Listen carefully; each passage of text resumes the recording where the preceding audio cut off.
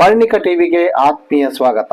ಸ್ನೇಹಿತರೆ, ಇಡೀ ದೇಶದಲ್ಲಿ ಭವಿಷ್ಯದ ಭರವಸೆ ಇಡಬಲ್ಲ ಮತ್ತು ಪ್ರಭಾವಿ ಯುವ ನೇತಾರರ ಪೈಕಿ ಯಾರಿದ್ದಾರೆ ಅಂತ ನೋಡೋದಾದ್ರೆ, ನಮಗೆ ಮುಂಚೂಣಿಯಲ್ಲಿ ಕಾಣುವ ಕೆಲವು ಹೆಸರುಗಳ ಪೈಕಿ ತೇಜಸ್ವಿ ಸೂರ್ಯ ಕೂಡ ಒಬ್ರು. ತೇಜಸ್ವಿ ಸೂರ್ಯ ಕೇವಲ 2ನೇ ಬಾರಿ ಸಂಸದರಾಗಿ ಆಯ್ಕೆಯಾಗಿದ್ರು ಕೂಡ ಇವರ ಹೆಸರು ಮತ್ತು ಇವರ ವರ್ಚಸ್ಸು ಇಡೀ ದೇಶಕ್ಕೆ ಚಿರಪರಿಚಿತ.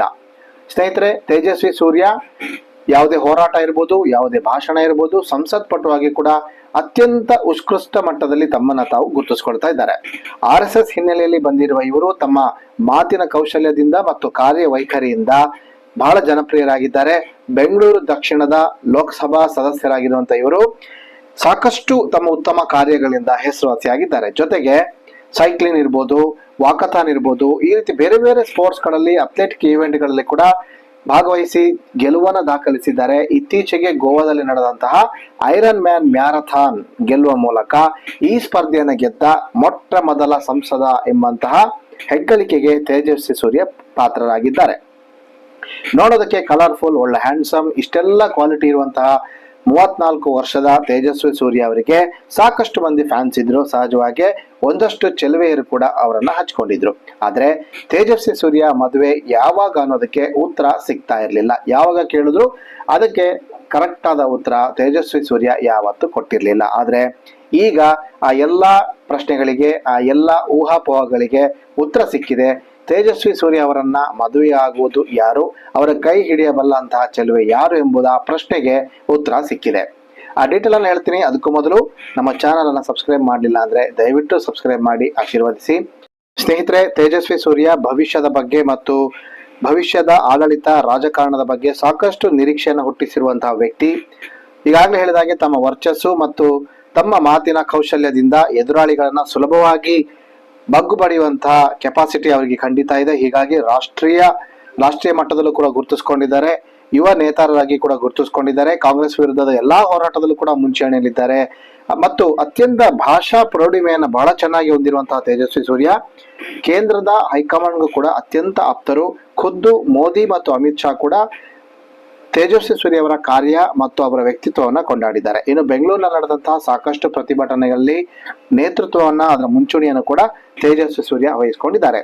ಈ ರೀತಿ ಇರುವಂತಹ ಯಂಗ್ ಅಂಡ್ ಎನರ್ಜೆಟಿಕ್ ಮತ್ತು ಮೋಸ್ಟ್ ಎಲಿಜಿಬಲ್ ಬ್ಯಾಚುಲರ್ ಎಂಬಂತಹ ಖ್ಯಾತಿಗೆ ಪಾತ್ರರಾಗಿರುವ ತೇಜಸ್ವಿ ಸೂರ್ಯ ಮದುವೆ ಬಗ್ಗೆ ಸಾಕಷ್ಟು ಗಾಸಿಪ್ಗಳು ಮುಂಚೆನೂ ಕೂಡ ಬಂದಿದ್ವು. ಆಗ ಅವರಂತೆ ಇವರಂತೆ ನಮ್ಮ ಕ್ಲಾಸ್ಮೇಟ್ ಅನ್ನ ಮದುವೆ ಆಗ್ತಾರೆ, ಸ್ನೇಹಿತೆಯನ್ನ ಮದುವೆ ಆಗ್ತಾರೆ ಅನ್ನುವಂಥ ಗಾಸಿಪ್ಗಳು ಬಂದಿದ್ವು. ಆದರೆ ಕಾಲಕ್ಕೆ ತಕ್ಕಂತೆ ತೇಜಸ್ವಿ ಸೂರ್ಯ ಎಲ್ಲವನ್ನು ಕೂಡ ಅಲ್ಲಗೆಳೆದಿದ್ರು. ಆದರೆ ಈಗ ಅಧಿಕೃತವಾಗಿ ಅವರು ತಮ್ಮ ಮನದರಸಿಯನ್ನ ಆಯ್ಕೆ ಮಾಡಿಕೊಂಡಿದ್ದಾರೆ. ಅಂತೂ ತೇಜಸ್ವಿ ಸೂರ್ಯ ಅವರು ಮದುವೆ ಆಗ್ತಿರೋದು ಕನ್ಫರ್ಮ್ ಆಗಿದೆ. ಹಾಗಾದ್ರೆ ಯಾರು ಆ ಹುಡುಗಿ ಅಂತ ನೋಡೋದಾದ್ರೆ, ಶಿವಶ್ರೀ ಸ್ಕಂದ ಪ್ರಸಾದ್. ಇವರು ಮೂಲತಃ ಚೆನ್ನೈಯವರು, ಶಾಸ್ತ್ರೀಯ ಸಂಗೀತ ಪಟು, ಜೊತೆಗೆ ಭರತನಾಟ್ಯ ಕಲಾವಿದೆ ಕೂಡ. ಸೋಷಿಯಲ್ ಮೀಡಿಯಾದಲ್ಲಿ ಸಾಕಷ್ಟು ಆಕ್ಟಿವ್ ಆಗಿರುವಂತಹ ಇವರು ಶಾಸ್ತ್ರ ವಿಶ್ವವಿದ್ಯಾನಿಲಯದಿಂದ ಬಯೋ ಇಂಜಿನಿಯರಿಂಗ್ ನಲ್ಲಿ BTech ಪದವಿಯನ್ನು ಕೂಡ ಪಡ್ಕೊಂಡಿದ್ದಾರೆ. ಜೊತೆಗೆ ಚೆನ್ನೈ ಯೂನಿವರ್ಸಿಟಿಯಲ್ಲಿ ಭರತನಾಟ್ಯದಲ್ಲಿ MA ಪದವಿಯನ್ನು ಮತ್ತು ಚೆನ್ನೈನ ಸಂಸ್ಕೃತ ಕಾಲೇಜಿನಲ್ಲಿ ಸಂಸ್ಕೃತ MA ಯನ್ನು ಪಡೆದಿರುವಂತಹ ಕಲಾವಿದೆ. ಅದ್ಭುತ ಟ್ಯಾಲೆಂಟ್ ಆಗಿರುವಂತಹ ಈ ಸ್ಕಂದಸ್ವಾಮಿ ಮೋದಿ ಅವರಿಂದ ಕೂಡ ಮೆಚ್ಚುಗೆಗೆ ಪಾತ್ರವಾಗಿದ್ದರು. ನಿಮಗೆ ನೆನಪಿರಬಹುದು, ಒಂದು ಹಾಡು, ಕನ್ನಡದ ಹಾಡು, ಪೂಜಿಸಲೆಂದೇ ಹಾಡು ಬಹಳಷ್ಟು ವೈರಲ್ ಆಗಿತ್ತು. ಈ ವೈರಲ್ ಆದ ಹಾಡನ್ನು ಹಾಡಿದ್ದು ಇದೇ ಸ್ಕಂದಸ್ವಾಮಿ ಅವರು.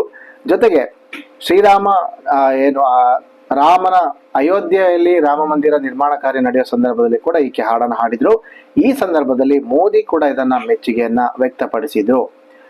ಸಂಗೀತದ ಆಸಕ್ತಿಯ ಜೊತೆಗೆ ಭರತನಾಟ್ಯದಲ್ಲೂ ಕೂಡ ಇವರಿಗೆ ಆಸಕ್ತಿ ಇದೆ. ತಮ್ಮ 3ನೇ ವರ್ಷದ ವಯಸ್ಸಿನಲ್ಲೇ ಭರತನಾಟ್ಯವನ್ನು ಕಲಿಯೋದಕ್ಕೆ ಶುರು ಮಾಡಿದ್ರು. ಇವರ ತಂದೆ ಕೂಡ ಸ್ಕಂದಸ್ವಾಮಿ ಮೃದಂಗದ ವಿದ್ವಾಂಸರಾಗಿದ್ರು. ಇವರ ಅಜ್ಜ ಕೂಡ ಸಂಗೀತಗಾರರು. ಇವರು ಸಂಗೀತ ಕಲ್ತಿರುವಂತದ್ದು ಮತ್ತು ಭರತನಾಟ್ಯವನ್ನ ಕಲ್ತಿರುವಂತದ್ದು AS ಮುರಳಿ ಮತ್ತು ಆಚಾರ್ಯ ಚೂಡಾಮಣಿ ಇವರ ನೇತೃತ್ವದಲ್ಲಿ ಭರತನಾಟ್ಯವನ್ನು ಕಲ್ತಿದ್ದಾರೆ. ಈಗಾಗಲೇ ಹೇಳಿದೆ, ಸೋಷಿಯಲ್ ಮೀಡಿಯಾದಲ್ಲಿ ಕೂಡ ಇವರ ಹೆಸರು ಸಾಕಷ್ಟು ಮುಂಚೂಣಿಯಲ್ಲಿದೆ. ತಮ್ಮದೇ ಆದಂತಹ ಯೂಟ್ಯೂಬ್ ಚಾನಲ್ ಮತ್ತು ಇನ್ಸ್ಟಾಗ್ರಾಮ್ ನಲ್ಲಿ ಕನೆಕ್ಟ್ ಆಗಿದ್ದಾರೆ. ಈ ರೀತಿಯ ಅದ್ಭುತ ಪ್ರತಿಭೆ ಮತ್ತು ಅಪ್ಪಟ ಕಲಾವಿದೆ ಆಗಿರುವಂತಹ ಸ್ಕಂದಸ್ವಾಮಿ ಅವರನ್ನ ತೇಜಸ್ವಿ ಸೂರ್ಯ ವರಿಸಲಿದ್ದಾರೆ. ಇದರೊಂದಿಗೆ ತೇಜಸ್ವಿ ಸೂರ್ಯ ಅವರ ಮದುವೆ ಯಾವಾಗ ಮತ್ತು ಯಾರನ್ನ ಮದುವೆ ಆಗ್ತಾರೆ ಅನ್ನೋ ಪ್ರಶ್ನೆಗೆ ಉತ್ತರ ಸಿಕ್ಕಿದೆ.